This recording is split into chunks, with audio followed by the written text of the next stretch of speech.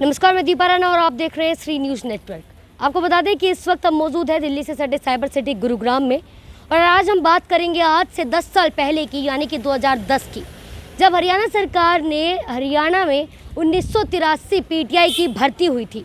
लेकिन ऐसा क्या हुआ कि 2010 में ऐसा क्या हुआ कि 2020 में वो जो पीटीआई थे उनको निलंबित कर दिया गया, उन्हें निकाल दिया गया। पूरी जानकारी देने के लिए हमारे साथ यहाँ पर कुछ ये पीटीआई है जो करीब 60 दिनों से यहीं पर अनशन पर बैठे हुए हैं। यूँ सरकार से इनकी क्या मांग है, क्या ये चाहते हैं और अब क्या ऐसा हुआ कि इन्हें निलंबित कर दिया गया, पूरी जानकारी विस्तार से ये आपको देंगे। आपका नाम? मेरा नाम राकेश ठाकराना जी। राकेश जी, आप गुरुग्राम से हैं? हाँ जी, गुरुग्राम से। तो क्या हुआ कि कोर्ट ने ऐसा फैसला दिया कि आपको निलंबित कर दिया गया?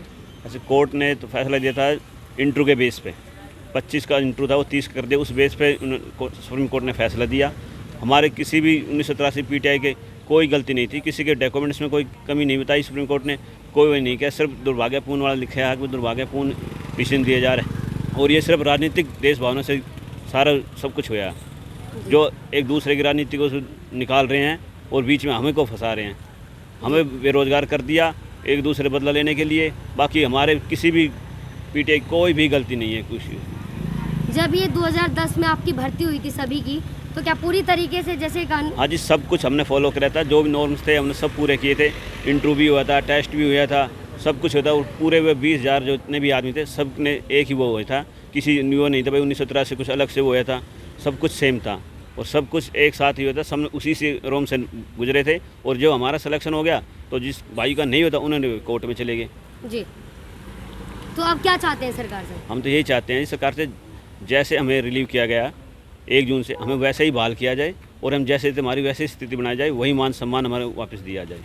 60 दिनों से आप यहाँ पर अनशन पर बैठे हुए हैं, क्या कोई अधिकारी या फिर सरकार का कोई प्रतिनिधि, सरकार का कोई नुमाइंदा आपके पास आया आपकी बात सुनने के लिए? हमारे पास कोई भी नुमाइंदा, कोई भी नेता, कोई भी नहीं आया। 60 दिन से हम लगातार धरने पर बैठे हुए हैं और सभी को हमने ज्ञापन दिए हैं, सभी के घर पे गए हैं, सभी के दफ्तरों में गए हैं। अभी तक किसके दफ्तर पर आप जाकर? सभी जैसे हमारे एमएलए हैं गुरुग्राम के सुधीर सिंगला जी, उनके भी वहाँ गए हैं, हमने ज्ञापन दिया है। सब कुछ गए हैं, 2-2 बार गए हैं, 3-3 बार गए हैं मंत्रियों के। हमने मुख्यमंत्री का भी घेराव किया था, तब भी बात हुई थी। उन्होंने यही कहा था कि हम अभी सोच रहे हैं। तो सोचते सोचते उनको 60 दिन हो गए हैं।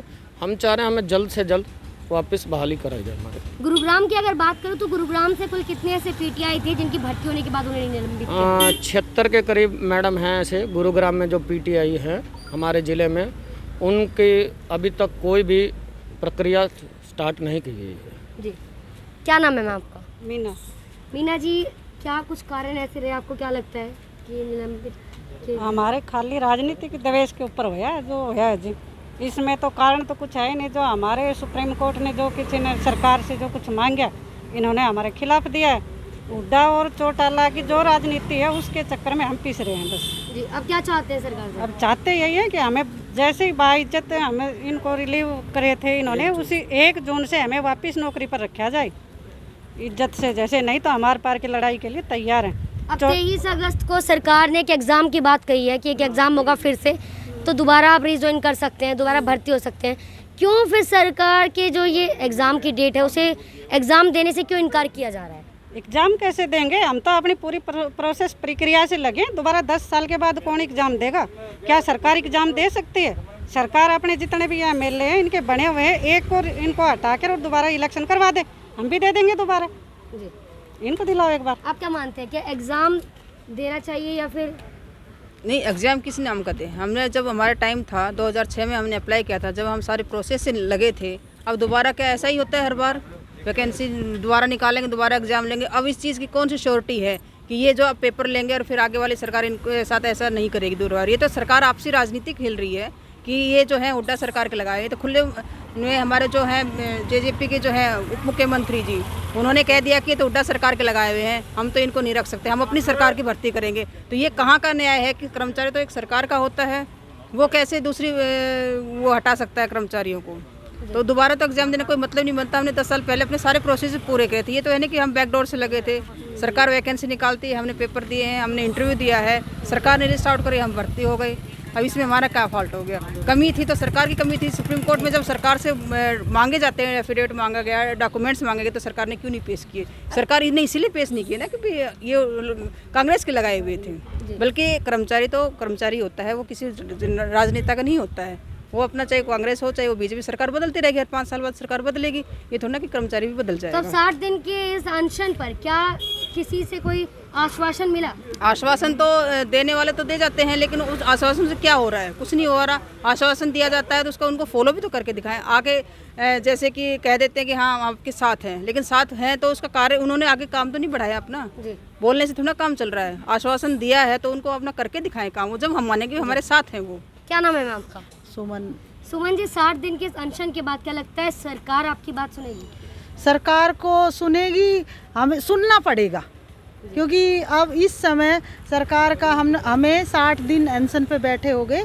कोई भी सरकार का नुमाइंदा, छोटे से छोटा अधिकारी भी कोई हमारे पास नहीं आया।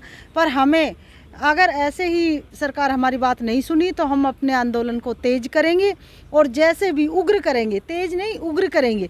और जो भी जब तक हमारा फैसला, जब तक हमें ज्वाइन नहीं करवा देती सरकार, तब तक हम चैन से ना बैठेंगे और ना सरकार को बैठने देंगे। हमारी यही रणनीति। जी, तो ये यहाँ पर कुछ पीटीआई थे जिन्होंने बताया कि कैसे 2010 में भर्ती करने के बाद उन्हें अब 2020 में निलंबित कर दिया गया, और क्या था इसके पीछे का कारण ये भी आप सुन चुके हैं। तो यही जो ये पीटीआई थे, उनका कहना है कि इनका कारण था कुछ राजनीतिक आपस की जो उनकी खींचतान थी। लेकिन अब सरकार से इनकी मांग है कि ये उन्हें उसी तरीके से भर्ती करे। साथ ही ये चाहते हैं कि दोबारा एग्ज़ाम देकर ना भर्ती किया जाए। एक जब यहाँ पर पीटीआई, महिला पीटीआई थी, उनसे बात की तो उन्होंने कहा कि सरकार से ज़रा पूछिए कि अगर सरकार के जो एमएलए हैं उन्हें निलंबित कर दिया जाए, उन्हें हटा दिया जाए, क्या वो फिर से दोबारा इलेक्ट होने के लिए तैयार है? अब सरकार से ये सवाल हम छोड़ते हैं और इसी सवाल के साथ विदा चाहती हूँ। मिलते हैं एक नए मुद्दे के साथ, एक नई अपडेट के साथ। फिलहाल के लिए शुक्रिया।